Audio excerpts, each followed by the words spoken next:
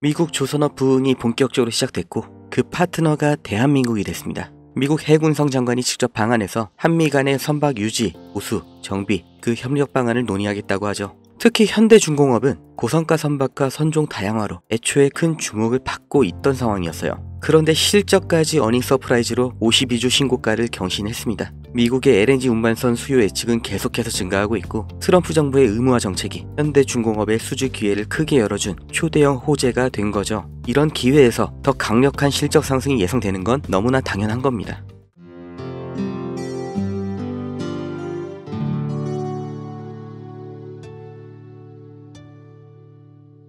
투자하기 정말 어려운 때입니다. 나스닥을 포함한 글로벌 증시는 방향을 잃었고 초대형 기업들도 매일매일 튀어나오는 호재와 악재에 급등과 급락을 반복하고 있는 전에 본 적 없는 혼조세를 보이고 있죠. 95년 전에 있던 보호무역주의가 부활하고 있다. 장기적인 글로벌 경기 침체가 올 거다. 이런 위기 속에서 왜 조선주는 주목받고 있을까요? 우리는 과거의 흐름에서 그 확실한 답을 찾을 수 있습니다. 1930년 미국이 경제공황을 타파하기 위해 자국 산업을 보호하겠다는 취지로 스무트홀리 관세법을 만들면서 2만 가지 이상의 수입품에 관세를 부과했습니다. 평균 관세율이 40%부터 시작해서 2년 뒤에는 60%까지 올랐죠.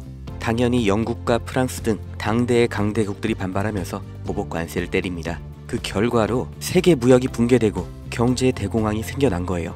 이때 전 세계가 배웠죠. 보호무역이라는 게 전 세계의 경제를 침체시키는구나. 그래서 1947년 가트가 출범하면서 관세 철폐가 시작됩니다.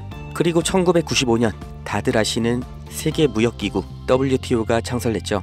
이후 2000년대 시끄러웠던 한미 FTA 등 세계적인 자유무역으로의 흐름을 우리는 모두 겪었습니다. 그리고 이 사이에 경공업에서 중공업, 그리고 반도체로 이어지는 제조업의 테크트리를 완벽하게 완성한 대한민국, 그리고 이걸 그대로 따라한 중국이 엄청난 경제 성장을 이룰 수 있던 겁니다. 중국은 여기에 13억이라는 내수시장까지 더해져서 말 그대로 전 세계의 공장이 된 거죠. 그리고 이런 흐름이 불만스러운 게 바로 미국인 겁니다.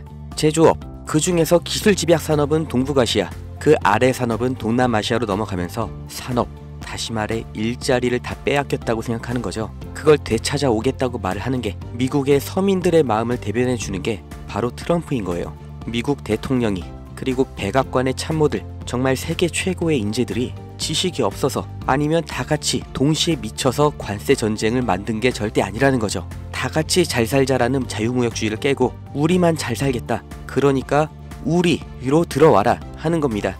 25년 4월 2일 트럼프가 해방의 날 선언을 합니다. 세상에서 가장 힘세고 자유로운 미국이 어떤 해방을 말하는 걸까요? 경제 해방, 바로 다 같이 잘 살기 위해 제1강대국이 품어야 했던 희생, 바로 국가 부채로부터 해방하겠다는 거죠. 이게 과연 성공할 것인가는 알 수가 없지만 이 일련의 흐름의 결과, 이건 우리가 확실히 알 수가 있고 실제로 지금 눈앞에 닥친 일입니다. 그게 바로 제조업의 이전이죠.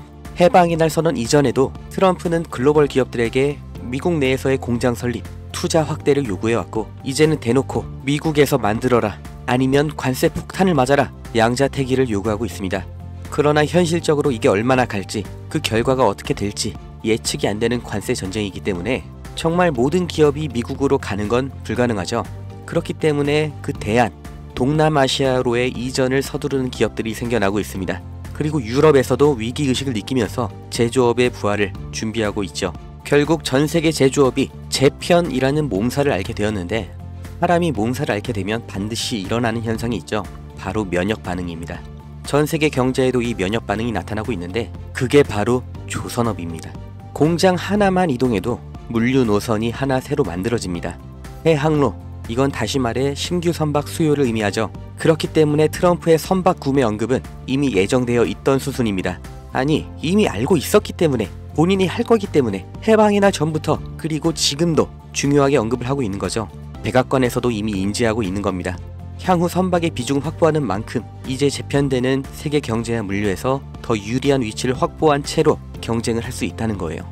그리고 언제나 세계적인 위기 속에서 벼락부자들, 새로운 글로벌 기업들이 출범했던 것처럼 지금의 관세 전쟁에서도 이 성공의 냄새를 맡은 사람들이 있죠. 국내에서도 현대미포조선을 비롯한 조선주들이 급격한 관심을 받게 된 게 이 미중 무역 갈등 시점부터인 걸 보면 명확하게 확인할 수 있는 겁니다. 전 세계가 무역전쟁에 빠질수록 물류는 더욱더 복잡해지고 조선업은 그보다 더 바빠집니다.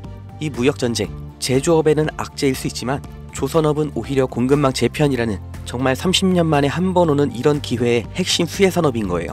그리고 가격을 보면 알 수 있는데 장기적인 횡보를 거쳤던 국내 조선주들 급등이 나온 지금도 여전히 저가 매수의 구간에 있습니다. 2025년 조선업의 슈퍼사이클이 지금 열린 겁니다. 무역전쟁 속 가장 확실한 기회를 잡으실 분들, 그 방법을 알려드리기 전에 저는 어떤 유무형의 대가, 멤버십 가입 아무것도 요구하지 않는다는 거 먼저 확인시켜 드립니다. 제게 오는 연락 중에 30% 이상이 유료 리딩방 업자, 종목만 빼가서 저를 사칭해서 금전 요구하는 사람들 계속해서 문자로 제보를 받고 있기 때문에 이 오는 연락들 일일이 수작업으로 확인한 다음 어떤 대가도 요구도 없이 드리고 있습니다. 답변 순차적으로 드리니까 아주 조금만 기다려 주시면 되고 010-2290-8285 여기로 기회 이렇게 문자 보내신 분들은 지금 조선업에서 가장 주목을 못 받은 그러나 급등 그리고 장기 우상향을 제가 기대하고 있는 그 기업의 정보를 문자로 드릴 거고, 함께 이렇게 문자 보내주신 분들 시황과 경제 흐름, 종목 정보 공유하는 방 그 링크를 드릴 겁니다. 어떤 대가도 없고 무조건 무료, 대가를 요구하는 순간 차라리 관둘 거라는 걸 다시 한번 강조 드리니까 절대로 금전을 요구하는 사칭에 속지 마시고 2025년 물가 상승과 경기 침체라는 전 세계적인 위기가 왔습니다. 그 틈에 있는 유일한 열린 문이 바로 조선업이에요. 흐름에 휩쓸리는 사람은 영원히 앞으로 대대로 서민이겠지만 오히려 이런 위기에서 언제나 벼락부자는 생겨났다는 걸 반드시 기억하셔야 됩니다.